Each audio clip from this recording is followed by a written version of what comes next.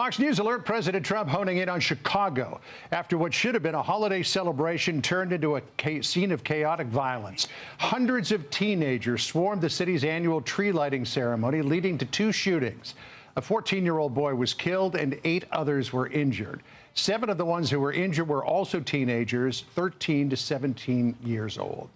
This is the Faulkner Focus. I'm John Robertson for Harris Today. The horrific scene is renewing President Trump's repeated calls to help. He posted, Governor Pritzker and the low IQ mayor of Chicago are refusing federal government help for a situation that could be quickly remedied. The people are chanting, bring in Trump. One Chicago resident and activist says she is fed up with how her city is responding.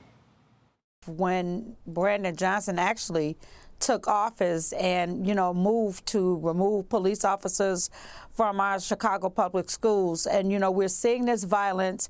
We're seeing it being perpetrated with our youth. As much as he may not want more cops, I think that more cops are needed. Not only are more cops needed, we need more intervention services needed. Gianno Caldwell here to weigh in just a moment. But first, to our senior correspondent, Mike Tobin. He's in Chicago with more on the violent weekend there. Mike?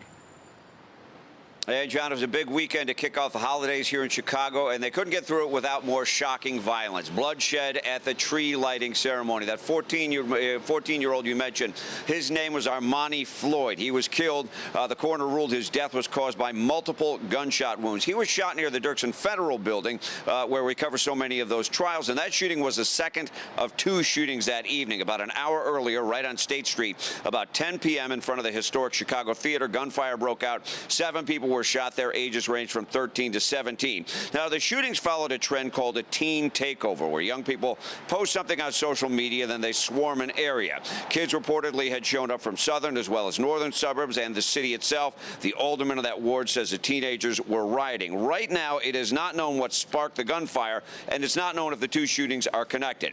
Chicago Mayor Brandon Johnson again placed blame on the availability of guns, but this time he did seem to accept some blame, and he blamed the kids who swarmed downtown.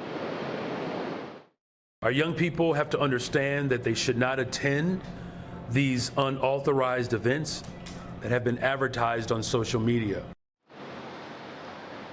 No suspects are in custody. A Chicago police officer was injured. We're waiting on an update of his condition.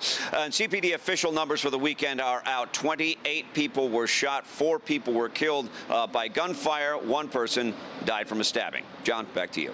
Mike Tobin for us in Chicago. Mike, thank you. Now to Gianno Caldwell, Fox News political analyst. Gianno, you wrote a book about this past summer, the day my brother was murdered, about your dear brother Christian, who was killed in a drive-by shooting in June of 2022. I mean, this just keeps on happening, and Chicago seems powerless to do anything about it until after it's all said and done. Yes, and if you just listen to the stats that Mike Tobin just gave, these are numbers that Mayor Brandon Johnson and J.B. Pritzker probably would consider to be a successful, peaceful weekend. These are people who said there's no issues in Chicago, that President Trump's help isn't needed. And these folks are wrong.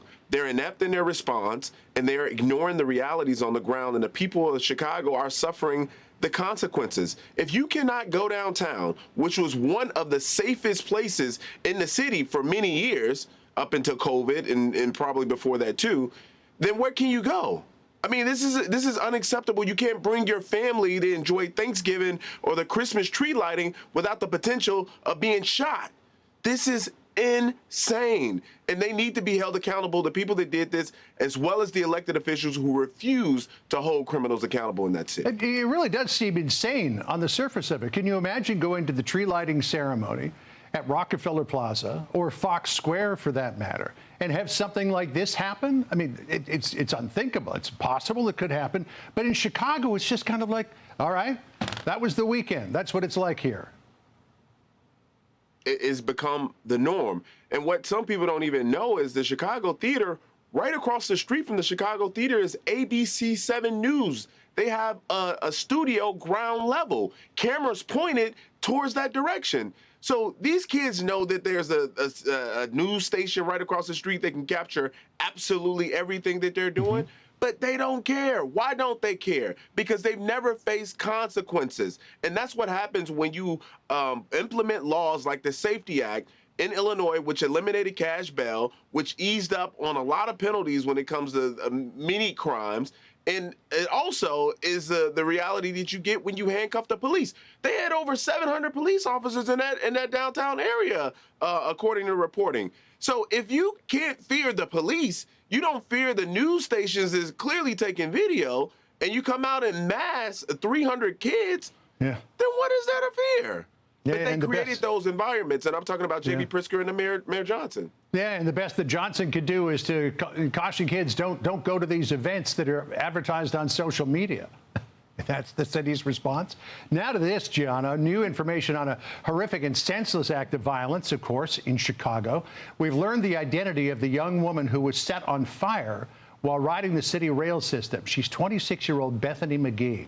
She is in critical condition with burns over 60% of her body. Police have charged Lawrence Reed with the attack. He allegedly doused Bethany in gasoline before setting her on fire. Reed has got a rap sheet spanning decades and is also facing a federal terrorism charge. He was arrested, get this, 72 times, many of those times for battery. He has 8 felony and 7 misdemeanor convictions. Transportation Secretary Sean Duffy tearing into Chicago's soft on crime policies. He posted, "This would never have happened if this thug had been behind bars. Yet Chicago lets repeat offenders roam the streets. Chicago's carelessness is putting the American people at risk. No one should ever have to fear for their life on the subway." Apparently, this guy was in a mental hospital, but he was deemed too dangerous to be held in a mental hospital after he assaulted and knocked out a social worker there. So what did they do? Rather than putting him in jail, they said, okay, you're too dangerous to be in a mental hospital. Back on the streets you go. And then this happens. Insane. Insane. And I write about this in my book, The Day My Brother Was Murdered, My Journey Through America's Violent Crime Crisis. I encourage people to pick up a copy. I write about these activist judges, those who can see that this guy has an extensive arrest record. Apparently, he only served up to 2 years in totality for all of the crimes that he committed, and how they will release these individuals right back on the street to endanger the lives of others, literally creating more victims. This was a preventable situation. Without doubt, this could have been prevented. But a judge decided that she knew best versus what the data really told her, which is this is a dangerous individual who deserved to be in jail. And in fact, he deserved to be in jail before he even came to her. So this is what a lot of people need to know. There needs to be conversation on the soft on crime policies led by J.B. Pritzker, Mayor Brandon Johnson, but also the activist judges who are sending these people back into society and not holding them accountable. Enough is enough. People are tired of this. They cannot have a normalized society that's lawless, but that's what you have in Chicago, unfortunately. All right, from violence to politics now, Gianna. There was no name-calling, no yelling. It was a very cordial meeting between President Trump and New York City socialist Mayor-elect Zohran Mamdani. But just a couple of days later, the far-left Democrat says that he is sticking to his harshest criticisms of the president. Just to be very clear, do you think that President Trump is a fascist? And after President Trump said that, I said yes. And so you do? And that's something that I've said in the past. I say it today. You've called him a despot. Do you still believe President Trump is a threat to the democracy? Everything that I've said in the past, I continue to believe. Well, he didn't quite say yes in the Oval Office. Despite those comments, Mamdani sounds optimistic about the future. Listen to this, Gianno. I'm feeling good coming out of that meeting. I thought it was a productive meeting, and I appreciated that in that meeting it went back to cost of living, cost of living, cost of living. We spoke about things that all of us have been paying attention to for quite some time. I'm confident that we're establishing a productive relationship, one that was based on that meeting and one that I continue to hope to have. Well, some pretty gracious words from the president during their meeting that happened on Friday. He said he's been called much worse than a despot, and that he thinks that will change Mamdani's mind once the two get working together. I don't know, socialism, capitalism, the two things don't tend to coexist very comfortably.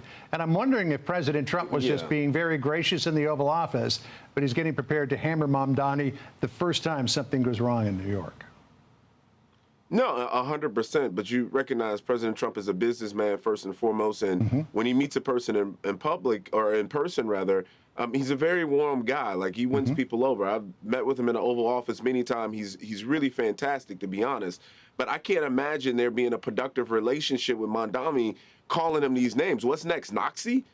How can you work with somebody like that if you truly believe that? If you believe that he's a fascist and all these other things, how could you really work with him? You can't speak out of both sides of your mouths, and that's exactly what he's doing here.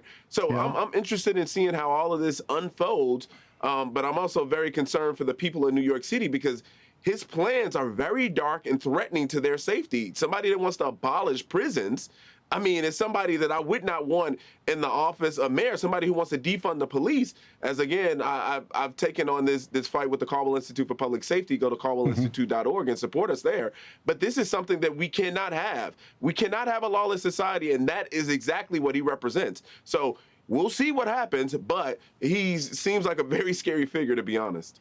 You know, it's interesting that, socialism seemed to be, almost like a snowball running downhill in New York City because not long after Mamdani was elected mayor, Chi Osei, who is a city councilor, decided that he was going to primary Hakeem Jeffries. He's still going to primary Hakeem Jeffries, but people like Mamdani and Alexandria Ocasio-Cortez are saying, no, he shouldn't be doing it. So there does appear to be some limitations here. They don't want to get too far ahead of themselves. And I guess when you take aim at leadership, that's when it really gets real.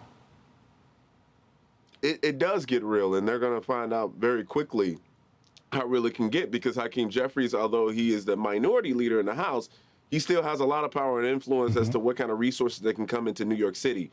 This other individual, a city council member, I believe, he doesn't really have much of any power to do anything. So I think they're better off not biting the hand that could potentially feed them. All right, well, we'll see. He says he's still going to run against Hakeem Jeffries, and who knows what will happen by that time. And probably lose. Well, we'll see. You never know.